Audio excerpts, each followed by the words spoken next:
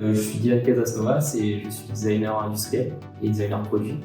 Et je travaille principalement dans le recyclage des déchets plastiques, notamment avec la boîte qu'on a montée avec mon ami Chris Belmont, qui s'appelle Plastique et Fils. On nous amène des déchets plastiques qu'on vient nettoyer, broyer, trier, et avec ces déchets-là, eh bien, on reproduit des objets, des éléments durables.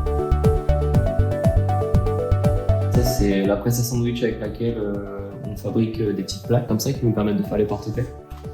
Donc en fait, assez simplement, on met des déchets plastiques qui sont broyés à faire fondre, comme ça à la température de fusion. Donc il n'y a pas une émanation toxique, il n'y a pas de fumée, il n'y a rien, c'est juste le plastique chauffe et le plastique fond.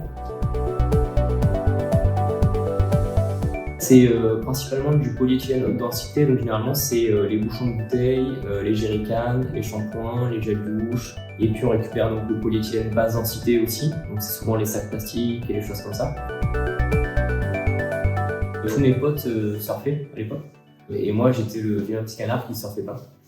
Donc ça voulait dire que moi j'étais généralement sur la plage en fait à regarder mes potes, et c'est ce moment-là où on voit vraiment l'étendue des déchets plastiques qu'il y a sur les plages de la région. Et en fait, je pense que quand j'ai dû travailler sur mon diplôme et qu'on devait trouver une idée pour le diplôme aux Beaux-Arts de Toulon, moi c'est quelque chose qui est venu de manière assez naturelle parce que j'avais vu ça pendant plusieurs années. Et en fait, j'avais envie à un moment d'essayer de mettre un peu la main au truc pour qu'il y en ait un peu moins, ou pour essayer de trouver une manière artistique de les réutiliser. Je présente UC, enfin ce qu'il en reste en tout cas, donc qui était ce sujet de diplôme-là aux Beaux-Arts de Toulon. Donc à l'époque, c'était vraiment créer une poubelle à base de déchets pour récupérer des déchets plastiques, qui est un genre de cercle virtuel. C'était assez enrichissant quand même comme travail, de pouvoir comme ça avoir des couleurs en fonction des déchets que j'avais. Après les Beaux-Arts, donc, je suis allé à l'ECAL en Suisse. Après l'ECAL, j'ai réussi à avoir une subvention des Beaux-Arts de Marseille qui m'a permis de produire une version 2 de cette poubelle-là.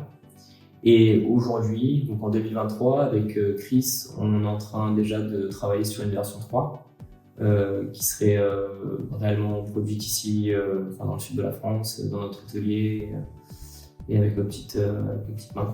Nous, à terme, c'est qu'on veut essayer de développer une gamme de mobilier urbain qu'avec du plastique recyclé.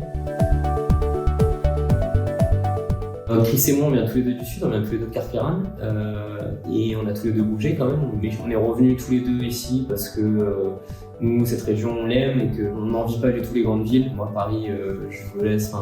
En fait, le truc, c'est qu'à Paris, j'aurais été un designer de plus là-haut, et ici, il n'y en a pas tant que ça, même s'il y en a quand même, et du coup, j'ai l'impression que j'ai vraiment ma place, quoi.